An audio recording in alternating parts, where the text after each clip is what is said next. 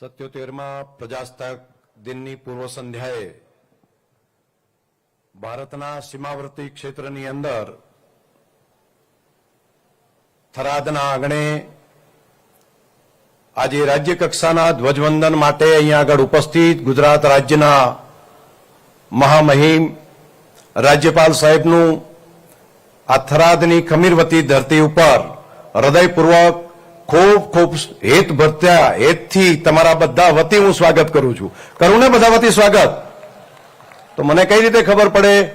Governor સાહેબનું આપણે સ્વાગત કરીએ છીએ તો બધા બે હાથ ઊંચા કરીને એક વખત તાલીઓથી આપણે સ્વાગત કરીએ. પૂરી શેક નીચે સુધી, ત્યાં સુધી બધા ચાલુ રાખો તાલીઓ, ઠંડી ઉડી જાય ત્યાં સુધી. વાહ વાહ વાહ વાહ, ખૂબ આભાર, ખૂબ આભાર. કેમ કે ગાંધીનગરની અંદર જે રાજ્ય કક્ષાનો ઝંડો છે આજે આવતીકાલે આપણા થરાદના આંગણે અહીં આગળ લહેરાવાનો છે, એટલા માટે આપણને ગૌરવ છે. અને ગૌરવવંતા કાર્યક્રમની અંદર ગવર્નર સાહેબની સાથે સાથે આપણા રાજ્યના લાડીલા મુખ્યમંત્રી શ્રી, જેમણે આ થરાદ નવા જિલ્લાની ભેટ આ વિસ્તારની પ્રજાને આપી છે, એવા ભૂપેન્દ્રભાઈ પટેલ સાહેબનું પણ હૃદયપૂર્વક આપણે જોરદાર આપણે સ્વાગત કરીએ છીએ. સાથે સાથે આપણા માન્ય મંત્રી શ્રી, વાવના ધારાસભ્ય શ્રી માન્ય સ્વરૂપજીભાઈ ઠાકોર, માન્ય ધારાસભ્ય શ્રી કેસાજીભાઈ ઠાકોર, માન્ય ધારાસભ્ય શ્રી માવજીભાઈ દેસાઈ, માન્ય ધારાસભ્ય શ્રી લવિંગજીભાઈ ઠાકોર, આપણા મુખ્ય સચિવ શ્રી, બધા અધિકારીશ્રીઓ, આપણા ગુજરાતનું મુખ્ય સચિવ શ્રીથી કરીને સિનિયર મોસ્ટ જે અધિકારીઓ કહેવાય, બધા અહીંયા બેઠા છે. હો, આપણે અહીંયા શોધવાની જઈએ મળીએ એને બદલે આજે આખું ગુજરાત આપણા બધાની વચ્ચે અહીંયા આગળ છે, તો એમને પણ એક વખત તાલીઓથી વધાવીએ, આખા વહીવટી તંત્રને પણ આપણે વધાવીએ. મિત્રો, તમામે તમામ અધિકારી પદાધિકારીશ્રીઓ સહિત અહીંયા જેમને સન્માન કરવામાં આવ્યું તેવા કર્મઠ આ વિસ્તારના નાગરિકો, અહીંયા ઉપસ્થિત સૌ વડીલો, સમાજ જીવનના શ્રેષ્ઠીઓ, સદામય માતાઓ, બહેનો અને વિશાળ સંખ્યામાં વિકાસને પોતાના હૃદયમાં રાખી અને આપણો વિસ્તાર, આપણો જિલ્લો આગળ આવે, આપણા જિલ્લાનો વિકાસ થાય, એની ખેવના સાથેના મારા વાલા હૃદયના ટુકડા જેવા યુવાન ભાઈઓ અને બહેનો, આપણે બધાએ માન્ય મુખ્યમંત્રીશ્રીને આજે સ્વતંત્રતા દિન નિમિત્તે આપણે આભાર માનવો પડે કે ધ્વજવંદનનો કાર્યક્રમ તો અહીંયા રાખ્યો, પરંતુ મારે વિશેષ આભાર આજે માનવો પડે એવું એટલા માટે છે કે જિલ્લાનું જાહેરનામું પડ્યાને હજુ 3.5 મહિના થયા છે, અને 3.5 મહિના જાહેરનામું પડ્યા પછી અહીંયા કલેક્ટર ઓફિસ અને આખી કચેરીઓનું ભૂમિપૂજન માન્ય મુખ્યમંત્રી શ્રી આજે કરી નાખ્યું, આજે એડવાન્સમાં. અને આવ્યા છે કે હું આવ્યો છું તો, અને 2 વર્ષની અંદર એના લોકાર્પણના કાર્યક્રમ માટે પણ સાહેબને અમે વિનંતી કરી છે કે સાહેબ લોકાર્પણના કાર્યક્રમમાં પણ આપ પધારજો. આપે જ્યારે આવો સંકલ્પ કર્યો છે ત્યારે આ કામ પણ જલ્દી પૂર્ણ થશે. બીજું, આજે એક મોટી આધુનિક જીઆઈડીસી માટેનું પણ એમણે આ જિલ્લાને ભેટ આપી છે, અને અહીંના ખેડૂતો એ ઉદ્યોગ કરતા થાય, અહીંયા વેલ્યુ એડિશન થાય અને અહીંથી વિદેશમાં એક્સપોર્ટ પણ થઈ શકે, તે માટેનું એક નવું સ્વપ્ન લઈને માન્ય મુખ્યમંત્રી શ્રી આવ્યા છે. ત્યારે આજે નવો એક કામ આ થયું છે, અને મારે સ્પેશિયલ આભાર આજે એ વાતનો માનવો પડે કે આજે માન્ય મુખ્યમંત્રી શ્રી આ સરહદી ધરતીની અંદર આવ્યા છે, સરહદી જિલ્લાની અંદર આજે વાવ-થરાદ જિલ્લામાં આવ્યા છે, ત્યારે 220 કરોડ રૂપિયાના અલગ અલગ કામો માટેના ખાતમુહૂર્ત અને લોકાર્પણની ભેટ પણ આજે માન્ય મુખ્યમંત્રી શ્રી આ સરહદી વિસ્તારની પ્રજાને આપી છે. અને આ વિસ્તાર એ કોઈએ કરેલો ગણ ન ભૂલવા વાળો વિસ્તાર છે. પૂરની અંદર જ્યારે આપણે બધા એવું લાગતું હતું હવે શું થશે, અને એ વખતે તમે બધા સાક્ષી છો કે ચાલુ વિધાનસભાએ જેવી વિધાનસભા બીજા દિવસે પૂરી થાય એ જ દિવસે હેલિકોપ્ટર લઈને સ્પેશિયલ માન્ય મુખ્યમંત્રી શ્રી આપણી ધરતી ઉપર આવીને કીધું કે જે જરૂર પડે બધી મદદ મારે કરવી છે. અને ત્યાંથી કરીને રાત પણ અહીંયા રોકાયા હતા. અને રોકાયા એટલું નહીં, જેટલું બોલીને ગયા ને એ બધું કરી બતાવ્યું છે.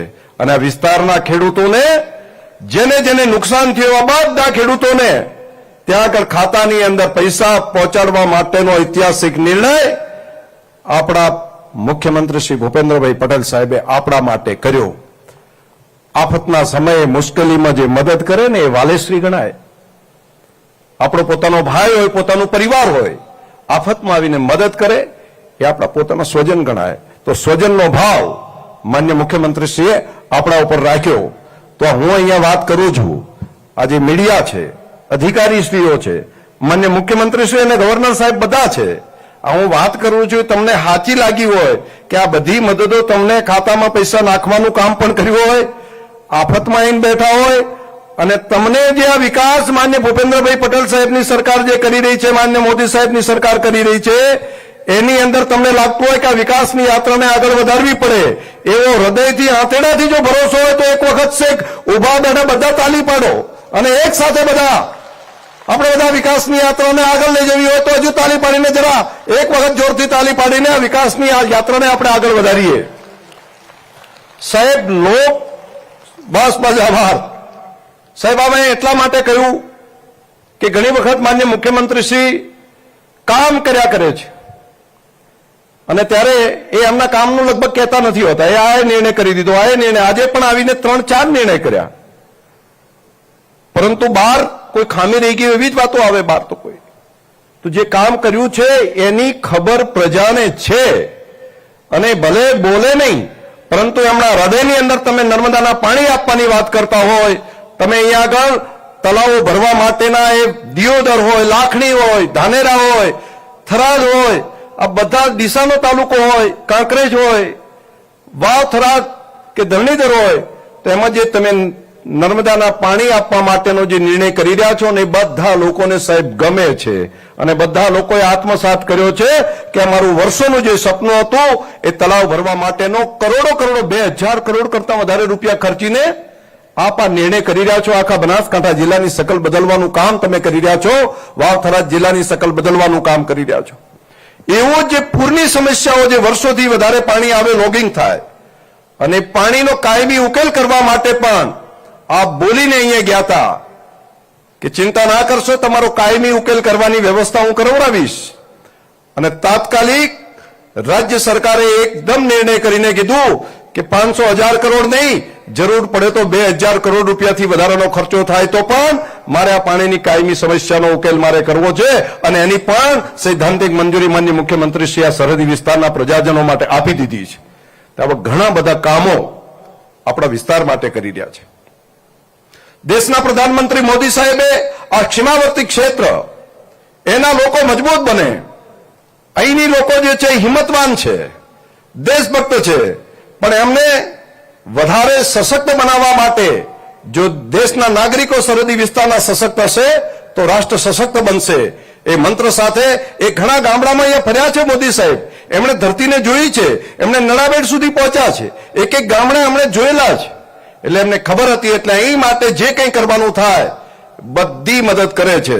અને એવે એટલા માટે અહીંયા ડીસાની બાજુમાં જ આ થરાદ જિલ્લાની અંદર નાણીમાં મોટું એરપોર્ટ પણ ડિફેન્સનું 3 સ્ટ્રીપ સાથેનું મોટું એમણે મંજૂર કરીને આપણને આપ્યું છે. એ આખા થરાદ અને બનાસકાંઠા જિલ્લાનું આવતીકાલનું ભવિષ્ય બદલનારું સાબિત થશે. ગૌ માતાની સેવા કરવાનું કામ માન્ય મુખ્યમંત્રી શ્રી કરી રહ્યા છે. એમણે દરેક ગૌશાળાની ગાય માટે રોજના 30 રૂપિયા ગૌ માતાના જે ગૌશાળાઓ છે અને ગૌસેવકો જે કામ કરે છે એની અંદર આપવા માટેનો ઐતિહાસિક નિર્ણય આપણા મુખ્યમંત્રીશ્રીએ કર્યો છે. અને અહીંયા 150 થી વધારે ગૌશાળાઓ વિસ્તારની અંદર સાહેબ છે. તો આ બહુ મોટું કામ છે. અને અમારા ખેડૂતોને, પશુપાલકોને, ગૌ ભક્તોએ ભેગા થઈને આજે થરાદના આંગણે 4 રસ્તા ઉપર ભવ્ય ગૌ માતાની પ્રતિમાનું પણ આજે લોકાર્પણ માન્ય મુખ્યમંત્રીશ્રીના હસ્તે કરવામાં આવ્યું છે. આવા તો ઘણા બધા કામો છે, મારે જાજી વાત નથી કરવી, પરંતુ આ ધરણીધર ભગવાન શામળાની, માં નડેશ્વરીની ધરતી ઉપર, માં સેનલની ધરતી ઉપર આપણે બધા સુખના એક નવા સૂર્યોદયની શરૂઆત થઈ છે. એને આપણે સૌ સાથે મળીને આગળ વધારીએ. અને ફરી માન્ય મુખ્યમંત્રીશ્રીનો હું હૃદયપૂર્વક આભાર માનીશ કે આપ અહીંયા ધ્વજવંદન પહેલો જ નવો જિલ્લો, અને નવા જિલ્લાને હજુ 6 મહિના પણ ન થયા હોય અને એની અંદર તમે ધ્વજવંદનનો કાર્યક્રમ અહીંયા આપીને 50 કરતા વધારે ડિપાર્ટમેન્ટો આ 1 મહિનાની અંદર એનું મહેકમ પણ મંજૂર કરીને આપી દીધું. એટલા માટે માન્ય મુખ્યમંત્રીશ્રીનો હૃદયપૂર્વક ખૂબ ખૂબ આભાર માનું છું. આપ સૌને પણ ધન્યવાદ.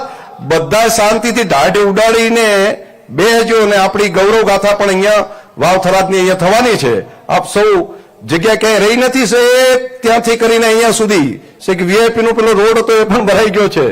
અમે નતું ધાર્યું એના કરતાંય વધારે તમે બધા આવ્યા છો ને આ તમે વિકાસ સમજી શકો છો અને માન્ય મુખ્યમંત્રીશ્રી અને માન્ય પ્રધાનમંત્રીશ્રી પ્રત્યેનો તમારો પ્રેમ અને લાગણી છે. આપ સૌને પુનઃ હૃદયપૂર્વક ખૂબ ખૂબ આભાર. બોલો ભારત માતા કી, ગૌ માતા કી. ધન્યવાદ.